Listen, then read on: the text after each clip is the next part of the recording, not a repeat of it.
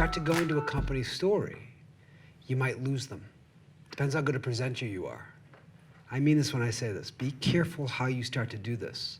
You could lose them very quickly. I'm not saying it's not a good story. It's a great story. It's only a great story if somebody thinks it's a great story, not if you think it's a great story. Did you hear what I just said?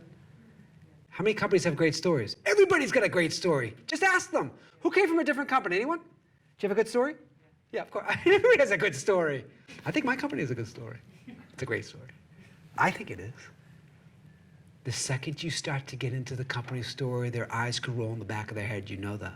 Yeah. Especially if they didn't ask. You hear me on this? Now, we were started in 2010. Great, if they think it's great.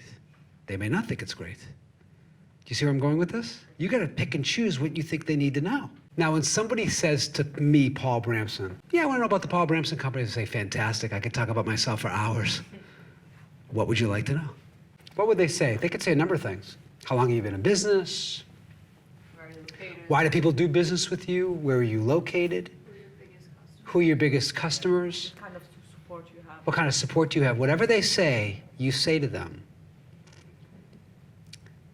I'm going to weave that in the story. Whatever you want to hear about, I'm going to weave it in. You don't have to necessarily jump at it right there. Yeah. Tell them I'm going to weave that into our story, and I'm also going to talk to you about compelling points that others like yourself have found compelling. Did you hear what I just said?